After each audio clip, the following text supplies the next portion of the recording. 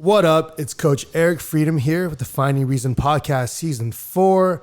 I don't know what episode it is, but it is Know Your People. Today we have Dr. Bethany Chan, DPT, PT. PT, comma, DPT. Yes. Soon to be OC something, all that. OCS. Here we go, OCS, and whatever else you're adding on to the back of your name. So welcome. Thank you. Yeah, welcome. Thank you. It's great to be here. So, this season, our goal is to get to know our people better and just have, honestly, like real raw conversations about what we do here, how it ties into the mission. And I've known you now for 9 years, right? Yeah. 9 years. You started as a coach, you started as an intern, became a coach for many years up until this year or last year, and then went into PT school, and now you're here running physio with Josh. And that's what I know. I want to know what I don't know about you today, and I want to share that with others as well. So, I know you're married to Tim. I know that you have been in the CrossFit space for a long time. We went to college together. What has your relationship with health and fitness been like? Like, what's it been like in this season? And what was it like to get to this point? Ooh, that is a loaded question. That is a loaded question.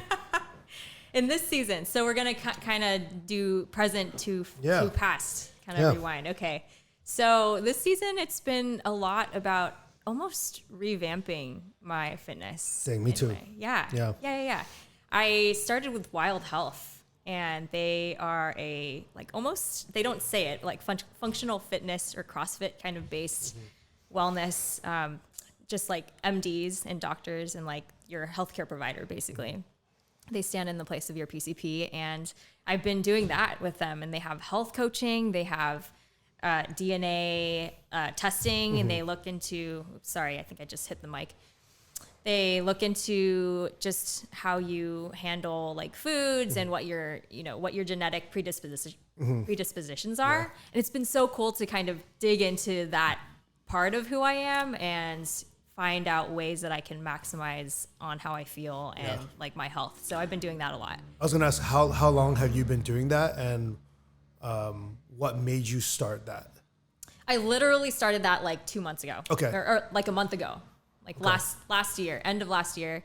And I've been interested in it for a really long time because I was kind of frustrated on my, regular PCP and didn't feel like I was, getting the true like healthcare that I would want for, like a person who trains the way that I do. So I think we finally decided, Tim said I could do it because he has an HSA. So like we've been kind of contributing money into it. And so we were like, let's just try it out. We'll test it and see if it helps me. And so we decided to do it. And is this your first, so like, obviously you've been, as an athlete, for many years, we're pretty much just doing reason programming when you did class. I mean, we all did classes, right? I would say for like more than half a decade, right? And then we shifted into this culture. I think a lot of it was post-COVID, I think, because of like a sense of lostness. But a lot of us, even pre-COVID, started shifting towards this model of like, we all started getting individualized coaching, a lot of us, right? Yeah. You started following Mayhem during COVID. I got a coach, Luke got a coach, Drew got a coach, and we all kind of started headed in that direction with getting this more individualized attention towards like your specific goals. But then I know now this is your first time dabbling in getting individualized attention for your health. Yes. And what does that mean for you? Like, why is that so important now versus before? Yeah, it's interesting because as a coach, I was always like, well, I know what I need and I know what to tell other people they need. So I'll just try to follow that on my own. But it means a lot when you can go to someone else and they have an objective view of you. Because even though I know myself, I know what I do, there are certain things that another person with an objective view can tell you that you wouldn't be comfortable with telling yourself. Sure. And I think I felt ready to step out of that comfort zone and be told by someone like, you need to, be a little uncomfortable. Yeah. Yeah. I mean, I feel like as you're sharing that, one thing I think about is there's a sense of like rawness and vulnerability and nakedness that you have to have and be willing to have to be that coachable, right? Yes. Right. Yeah. Otherwise, Huge. it's like, I know better. I know what's best. Because we can all get blood work. We can all go on Google after and figure out where does this fall within norms, right? And all that stuff. And there's so many different concierge services out there now, but to have like active feedback speaking into your life that says, hey, you know what? These numbers are good, but you could do better. Yeah. Or, you know, these are good for the national average, but based on all these lifestyle factors that you have, I would have thought it would have been here. Yeah. You know? Yeah. It takes a big dose of humility. Yeah. And I think maybe earlier on I was too prideful to step out and accept that and accept that, you know, I had a lot to work on. Yeah. And so I think it's been a good journey towards that. And what's it been like getting to this? Like how did you get to this point? Right. Let's kind of reverse engineer a little bit. So you're here now. You're 32. Yep. And you know you've been an athlete all your life. Yeah. CrossFit for the last 10-ish years now. 10 years. Yep. And let's reverse engineer. So like how'd you get to here? Yeah. Going back to the original question. Yeah. I think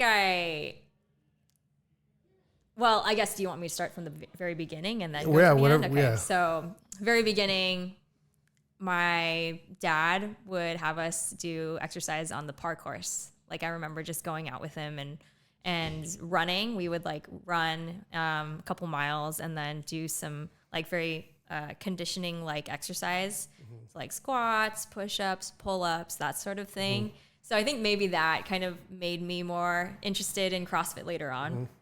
And then my aunt and a lot of the rest of my family on my mom's side were very like sports oriented. Yeah, your family's really active. Yeah. Or my dad even like played volleyball and he played like pretty national level like volleyball. And then my mom played tennis for Biola and I did not know that. Yeah, my mom played tennis for Biola. Okay. They brought home a couple of trophies, Wow. I think. And then my aunt played tennis for Fullerton.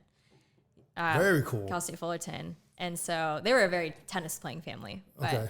So we took tennis lessons growing up and I hated it because I had a fixed mindset and I didn't think I could get better.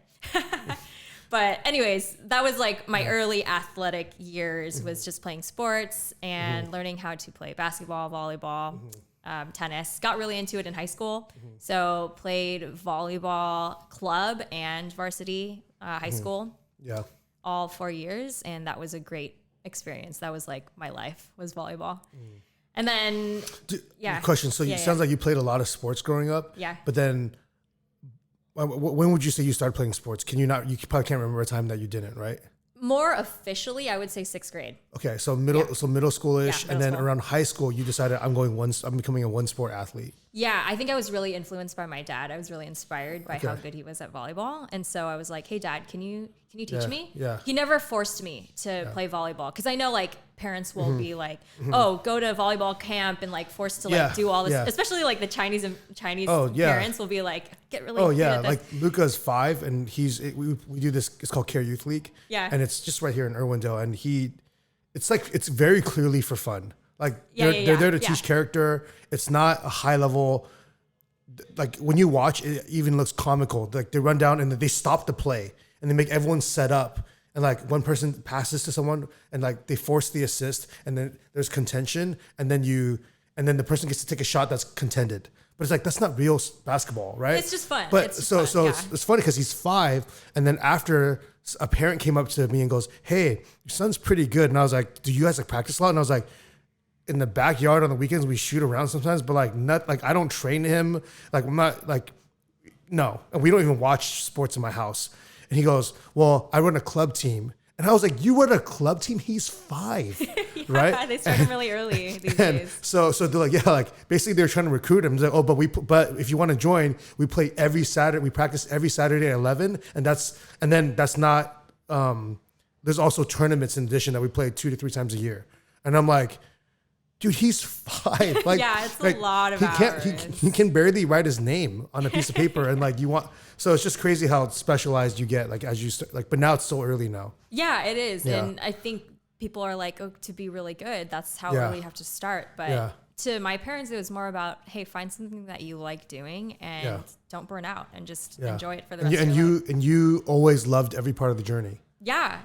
I mean, there were some times in club where, girls club can get a little catty. Yeah. But it was good.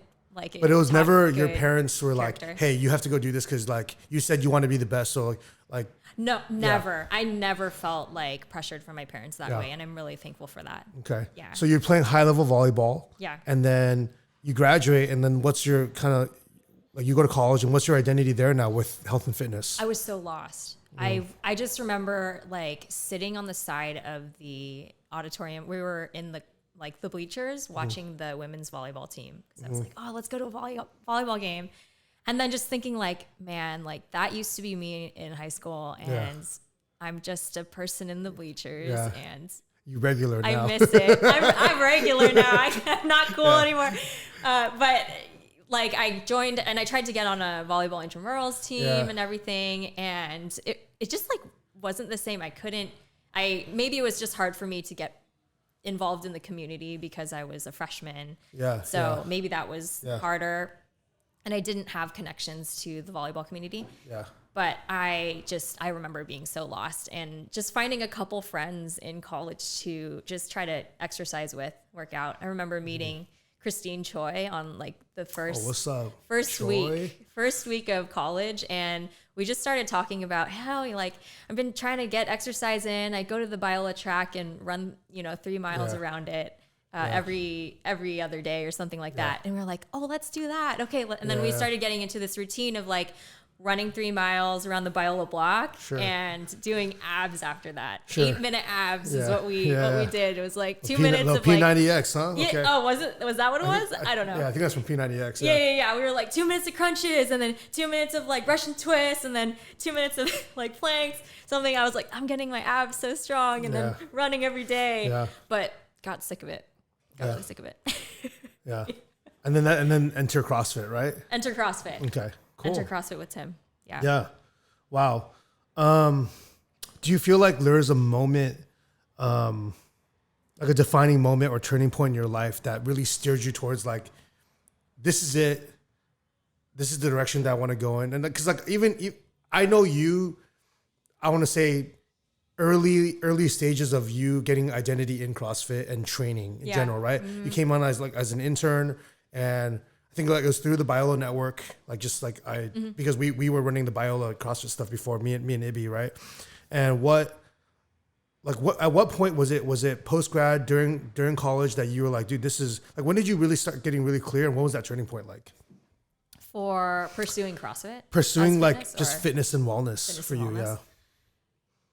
A lot of people have stories about how they did this one crazy CrossFit workout for the first time and then it landed them on their back and they never went back. But for me, it was very gradual. It was very like, I just remember Tim would send us Facebook event invitations with the name of some, workout like Saturday morning cartoons. And it would be the list of like, 200-meter bear crawl and then 20 burpees and then 20 lunges and stuff like that. And I'd be like, ooh, this looks like fun. I'd rather do that than run 3 miles. I just like kept going to those and he would do it every Saturday. And pretty soon he was like, there's a club on campus that you could just go to and do these workouts more regularly. And I was like, oh, okay, I'll check them out. And slowly started getting more involved with the club. And the community in the club was so awesome. Everyone would like cheer each other on. And we would do the workouts outside by the Biola track. We would have to carry out all the boxes, all the barbells and the kettlebells from the fitness center to the edge of the track. I remember every time, which was like such a big, deal of like, all of us moving everything, but we would do the workout together and then we would just look really cool because like people on the track would watch us and it was really awesome. But yeah, it was just like, it just became a regular thing after that. And then I got really interested in like, oh, like maybe I can help coach these, the other college kids that are doing this. Yeah. So that was a gradual thing. And then I remember Tim, like we both got jobs the summer after graduation working at a smoothie stand at the OC Fair. That's right. I remember that. And there was a CrossFit place by that in Costa Mesa. And he was like, hey, you want to check that out for the first time? You've never really been to like a you know, CrossFit gym or whatever. We went there and it was cool. It wasn't really a true CrossFit gym. It was like sports athletics. And then they had like a CrossFit section there. But it was cool because I was like, oh, like people are outside of Biola and like they're also doing CrossFit. Yeah. And then, you know, we eventually dropped in at Reason, which is like the true like CrossFit gym that I'd been to, the only one, the first one. And when I walked in the doors there at Reason 1.0 on First Avenue, I was like, this is cool. This is the atmosphere that like I want to do CrossFit in. Yeah. Very cool. I think I remember you used to always wear this. It was like a baby blue shirt. Oh, the Rogue one? No, that's a navy blue. That's like a darker royal blue. There's this like short sleeve blue shirt. It had words in the front. And you also had this. You know what I'm talking about? Oh, is it the kind of like the electric blue one, like the bright one? And then it was a mission trip shirt. Maybe it was like for I can't remember what. Yeah, it was for, I always remember you wearing that shirt. I don't know why. It's like imprinted on my memory. Yeah. I do remember. I wore that all the time to work out because it was comfortable. It was like one of the first Tri-Blend shirts that I had. Yes. Because Tri-Blend was new back then. It was new. Now every shirt is Tri-Blend. Yeah. We didn't realize how soft shirts could be until then. And it was like, and then that was a big CrossFit thing. Was like Tri-Blend, Tri-Blend shirts. Yeah. Work out in Tri-Blend. Yeah. Yeah. I mean, let's fast forward a little bit. So you getting into CrossFit and you coached for years, you worked a day job, and I think you went through a couple of different jobs, and then you landed into a tech company and still coaching part-time. And at some point you decided to pivot and begin this journey of kind of what got you to where you're at, today. What does that look like, and what was the catalyst for that? Yeah, that was kind of a time in limbo. I was at Supply Frame and I really enjoyed my job. I liked the people I was working with and it was a fulfilling job for me. But I just like sat at my desk. What was fulfilling about it? It was fulfilling because I was customer success. So I was helping make our clients better at using our product, which made them better at doing their job. It was, the specific kind of like electronics quoting software, electronics like buying and sourcing. So it was just helping these people who are like trying to source electronics be better. Yeah. I was like, yeah, this is helpful. Very like cool. They're appreciating the help that we can give them. And it's a big industry, like the tech industry. So it was a cool place to be. But I just remember like, because I was still coaching CrossFit on the side, still really much more enjoying that aspect of work than I was Supply Frame, and getting more into seeing movement and coaching movement and telling people how to move better. And I was like, man, if I could just make that my full-time job, I think I would be like in a better place. Yeah. Like a lot happier. Yeah. And also not just for other people's like just doing what I like to do, but also my mental and physical health. Like I just didn't want to be sitting at a computer all day. And like I felt like I wanted to be up on my feet and like working with people and in person, because I was always on Zoom talking to people. That's relatable for you in that, like, before I opened the gym, I was doing multiple jobs. Like I had 3 jobs, but I almost felt like I was Clark Kent. Like, is it Clark Kent? Yeah. Like Superman, right? It's like I would in the morning I would like train people in my garage. I'd work out myself, train for regionals. Or try to train for regionals, and then I would like put on a suit and tie and go to work. And your glasses. And then my glasses, and like pretend to be this person that I'm not for like 13 hours. Yeah. And then like sneak a lunch break to go work out again, and then it was I was eating paleo back then, right? And then and at nighttime I would take the suit off and become who I am again. Yeah. Right. And exactly like I often think to myself, because I was at the point where I thought about stopping coaching altogether. And I was just like, I'm not going to coach anybody, not even out of my garage anymore. And I'm just going to try to pursue real estate because that pays the bills. Like, when you graduate college, you're like, everyone's first thought is, for some reason, we feel entitled to like making 6 figures, right? It's like, I'm going to graduate, I'm going to make $100,000 a year. And you realize you don't deserve that. Like, all you did was just go to school, right? You have no skills. And, and I was in that mode, but I think for me, keeping that coaching was almost like this spark in my life. I'd always look forward to doing this before and after. Yeah. And I just felt this 1 foot in, 1 foot out, you know? And, but I couldn't articulate that. I really wanted to open a gym, but it also seemed so far away. Yeah. Yeah, exactly. It seemed so far away. And back then people weren't just coaches at a gym making a living. You were like a volunteer coach and that was it. And the only person that could do the thing as a full-time job was the guy that owned the gym. Yeah. And that guy might even have a day job. Yeah, exactly. Back then, right? Exactly. And it just seems so far-fetched and so far away. But I think having that foot in the door for me was a point of always making me dream and feel like, you know, I want to serve people. Like my day job at real estate, I was serving people, but like, it didn't feel like service. It felt like more like I was trying to serve, but no one was appreciating it. And I was getting trampled on emotionally and stuff like that.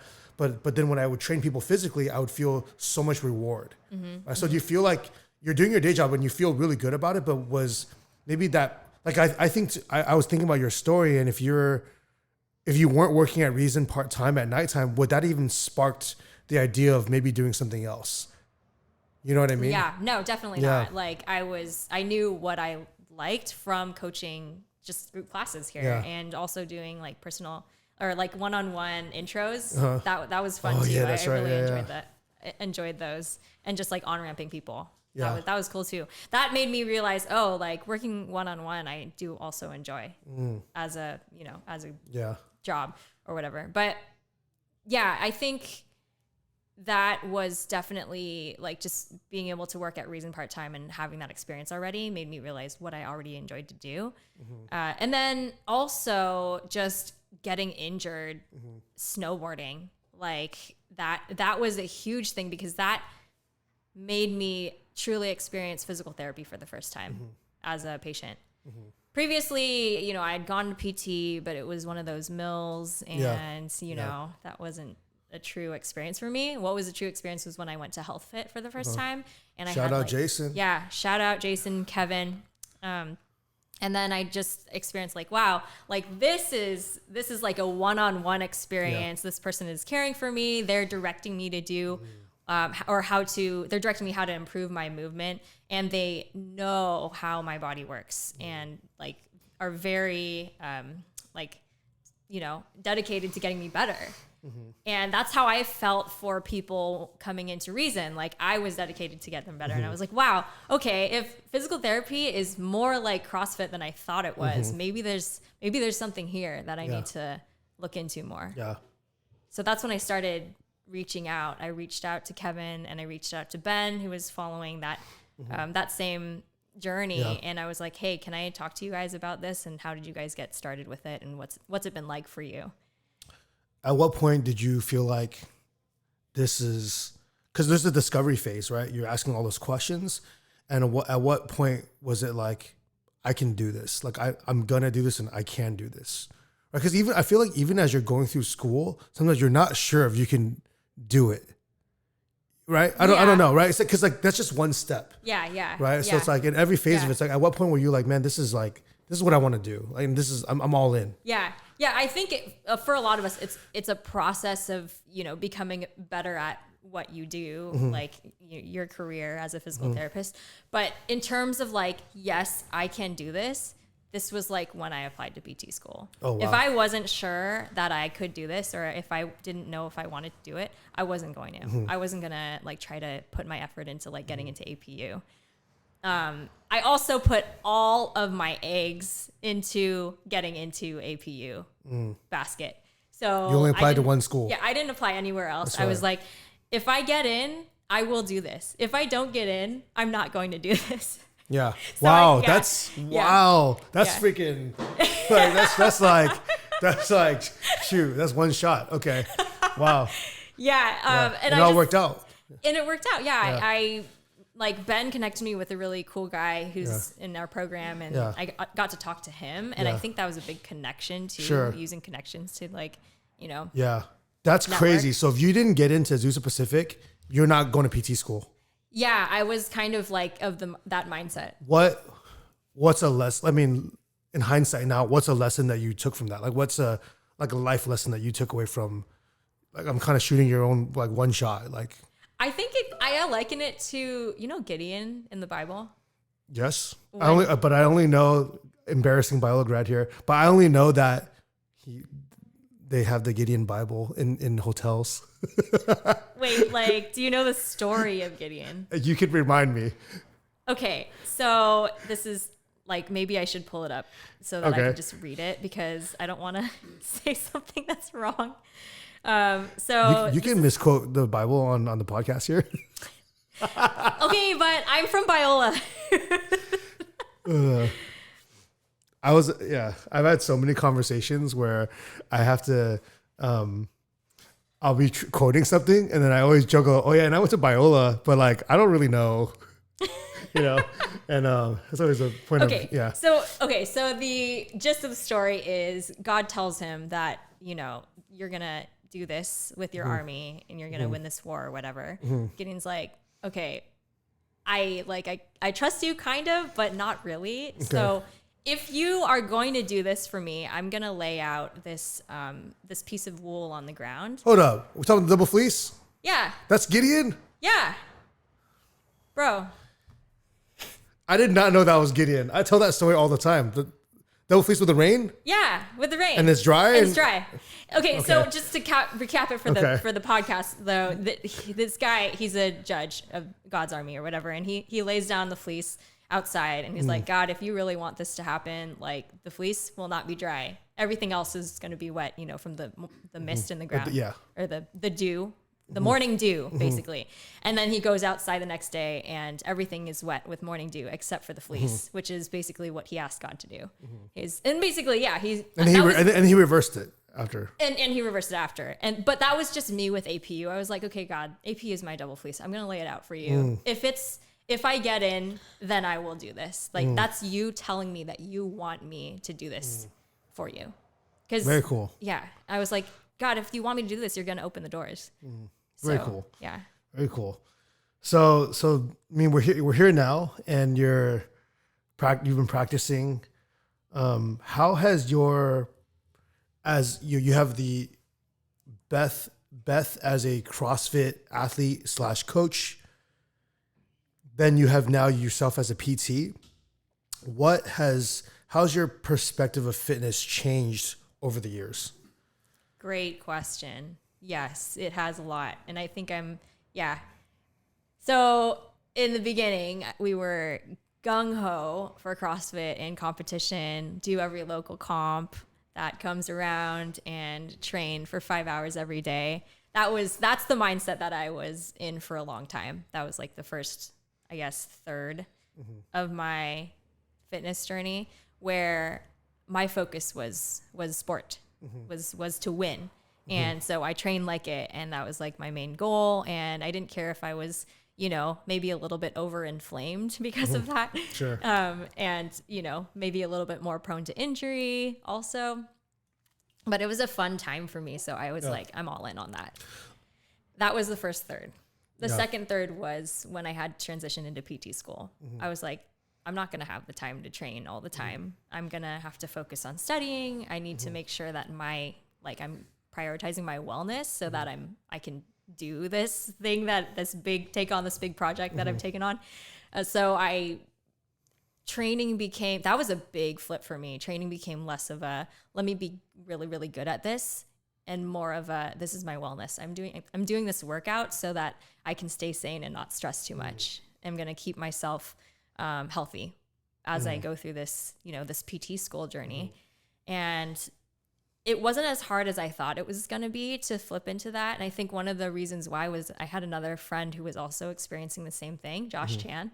So it was helpful to have other people around me that had to make that same change and know that I forget the value of that sometimes too. It was huge. Yeah. It's not just your own health journey. It's kind of like having kids when your friends are having kids too. Yeah. Otherwise it's super lonely. Yeah, exactly. You can support each other. You can be like, hey, well, we got our 30 minutes in today and we're going to do it again tomorrow. And then now we're going to study. Yeah. And it's good. It's camaraderie. Yeah. So that made a big difference for me. And just the fact that I had a really supportive husband who would like let me have time to train, and he would focus on like making dinner and stuff.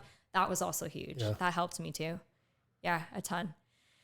So that was the second third, and I think I'm transitioning into the third so far of what I am, and I think it's more of the training for longevity part too. I think the transition, the second third, was kind of me making the transition into less of a focus for competition and more of a focus for wellness. And I think I'm kind of at the end of that, where now I'm like completely okay with it, and I'm gonna make that my focus and try to shift into more of a focus of taking care of people, like making myself well so that I can make others more well. Yeah. I'm still, I'll be honest, at 36, turning 37 this year, I'm still working through that. Like, I actually just 3 weeks ago was talking to Mario, and I was like, man, I realized that why I always have this affinity to want to compete in the back of my mind in CrossFit, right? And I'm so far, I do scaled in the open now, right?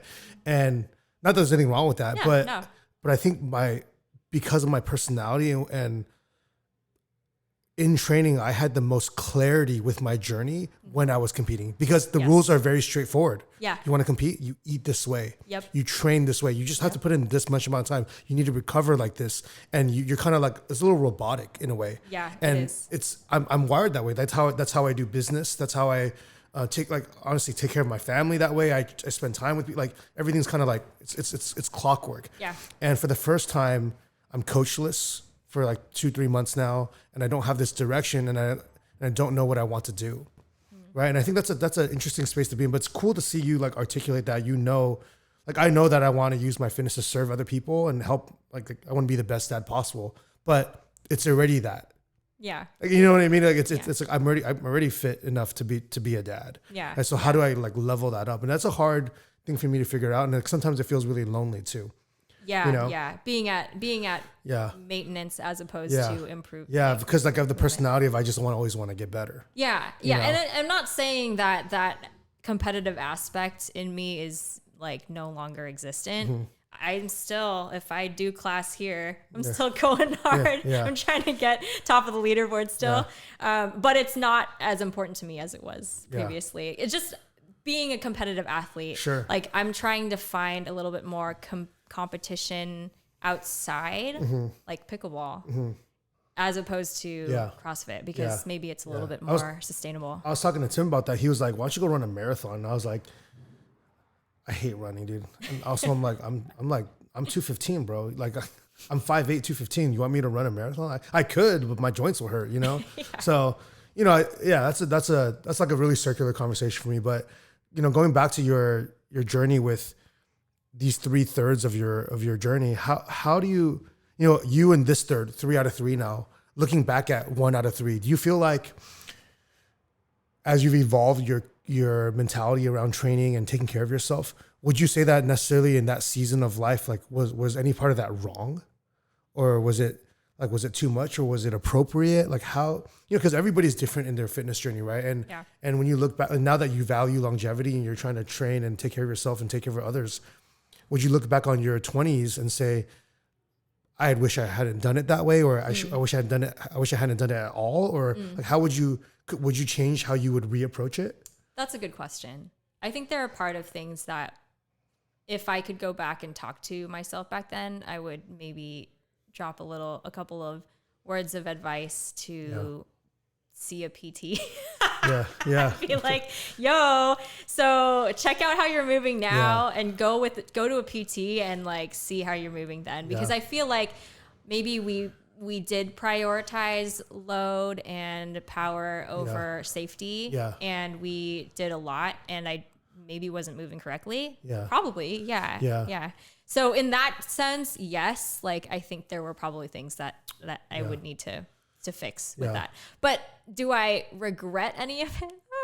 No, I think it was a good lesson. And now that I know where I was, like in hindsight, I can be better for it, and I can help other people avoid that. So, that resonates with me a lot. I think about my own journey, and it's like, this is my first year, 14 months or so, no back spasms at all. I've had some like little lockups here and there, but it's crazy because I think to myself, for my identity piece, it's like I ask myself like, oh, is the next one just around? It's almost like I'm a drug addict. It's like, oh, is the next one right around the corner? Ooh, like I'll wake up in the morning like, ooh, the weather is a little bit more cold today. Is it like, am I gonna get hit with a like lockup?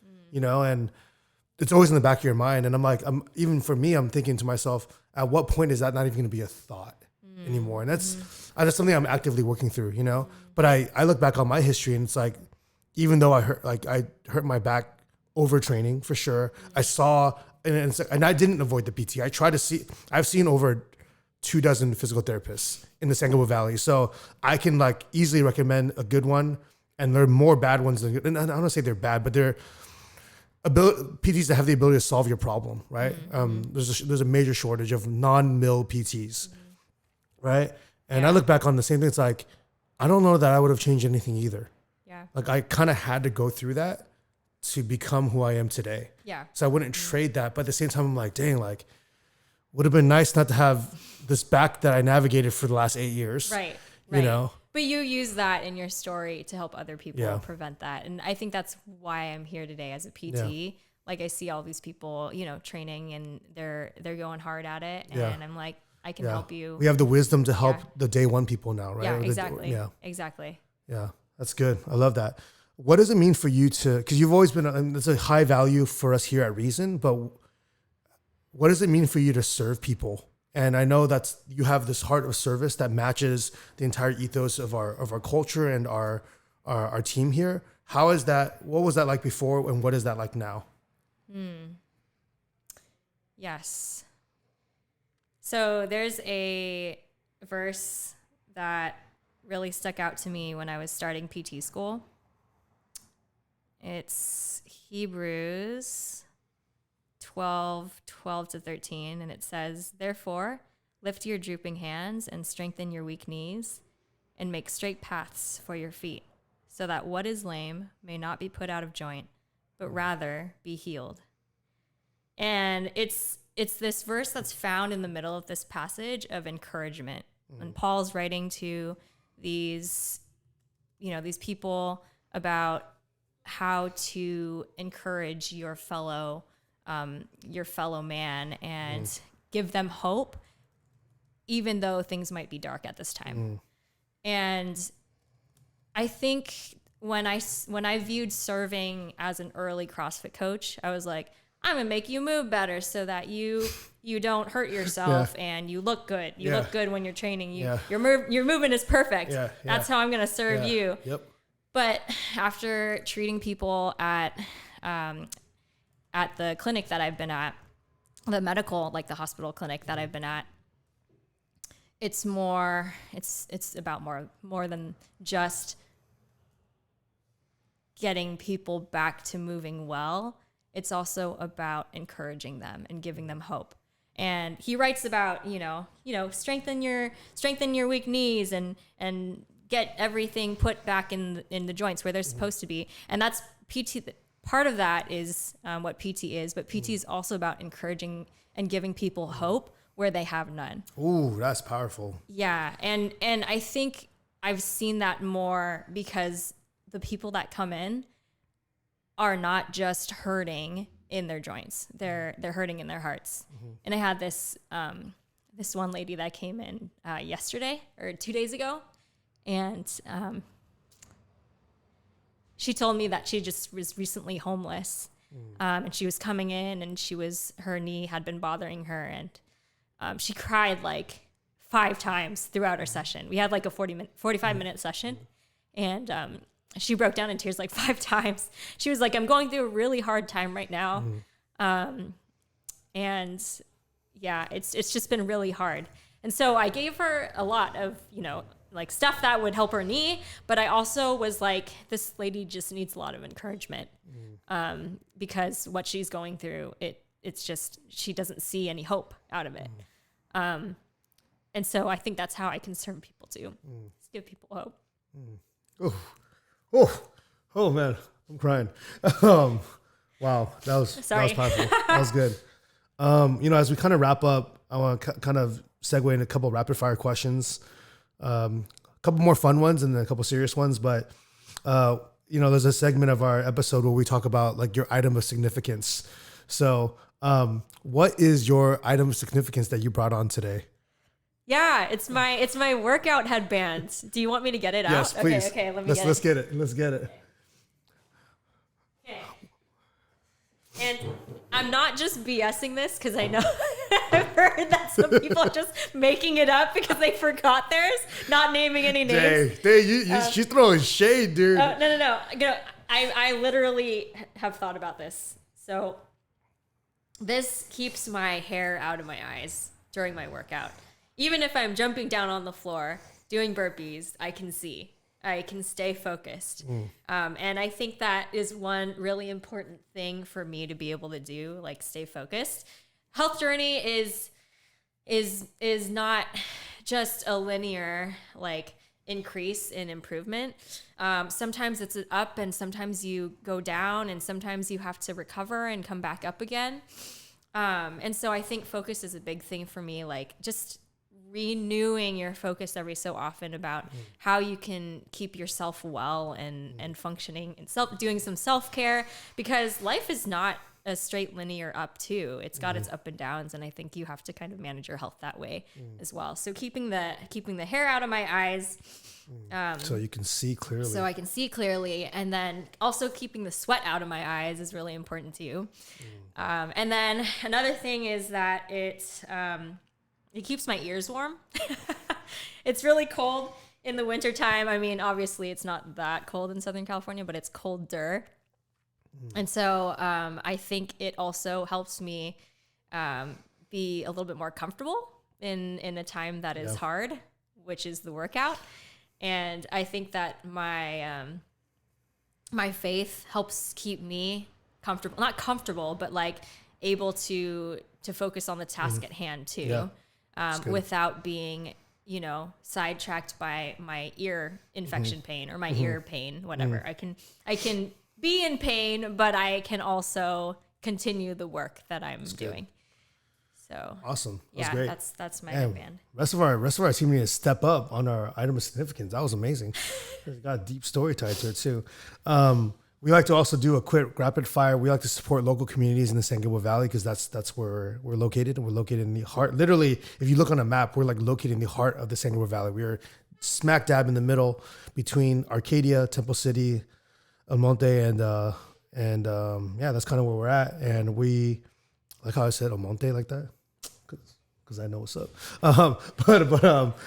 So what are 3 local restaurants that you maybe frequent that have a little bit of like a healthier bend where you don't feel bad that you're eating out there? And like, we all have the places that we love to go, like, and love doing, like I'm going to get flamed for this, but like, I like when I don't ever really get it, but when I do, I think Shakey's Pizza and Blaze Pizza are delicious. I know it's not real pizza. I know it's not bougie and fancy. I know it's not wood-fired crust. And I know they probably I don't know, whatever. It's delicious. I don't care. Right? So that's where I go for a good time. But where are some places that you go for like where you don't want to feel bad, like you want to make a good decision in eating out? Yeah. There is a place in Duarte that makes like Japanese bento boxes or like teriyaki chicken with rice, and it's called Umebana. Umebana. Okay, never been there. Okay. Bana. And what's your go-to there?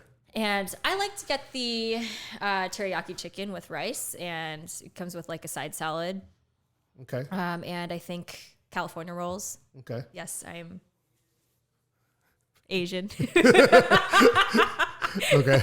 I mean, that's not that Asian, but no, I know. That was sarcasm. That was sarcasm. But what are like 1 or 2 other places that you got? Let's see. There is a Korean bowl place in Monrovia. K-bop. K-bop. Okay. It has more protein. Okay. Yeah, more protein and rice. What's the go-to there? That I really like the short ribs that they do. They make some pretty good short ribs. Or is it what it's called? Galbi? Yes, Galbi. Okay. Yeah. Very cool. Yeah. Awesome. Have you been there? I've been there once. I went when they were really new, when they like soft opened. Oh yeah. And again, I'm a 200-pound man, and the portions were just a little cute for me. Yeah. They fit. Yeah, like, I can, yeah, they're a little I'm cute. perfect. They're a little cute for me. So like, I even got double meat on the side, and I was like, this is the double meat.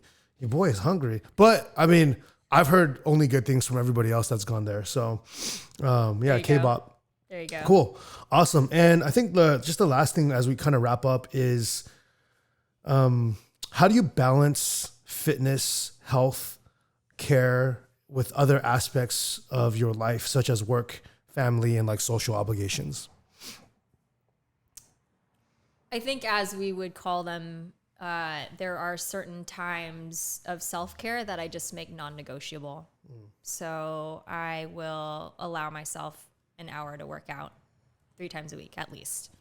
And I will give myself... You never miss. Very rarely. Very rarely. Unless there's like, we're traveling or something like that.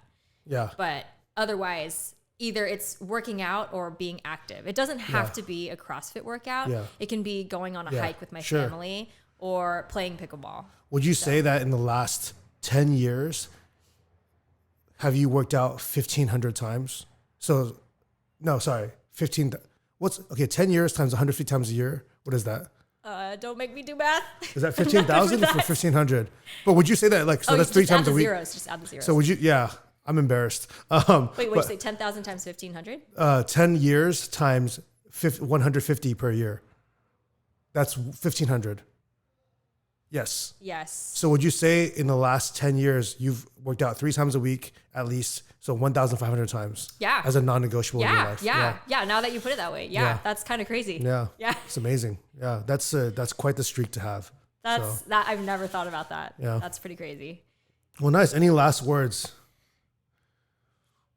I would just say, keep doing what you're doing. Yeah. If you are listening to this podcast and you're coming to the gym and you're working on getting yourself into a better place, mentally, physically, emotionally, and socially, then keep doing what you're doing. Yeah.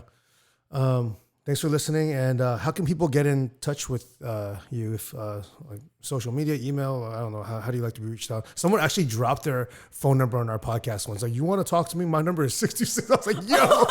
It was Michael Mo. It was Michael Mo, the owner of CrossFit Brownwood. Yeah. Yeah. No. Find me on Instagram. I'm pretty good at responding. Yeah. And what's the handle on there? Be joyful. So BJOYYY,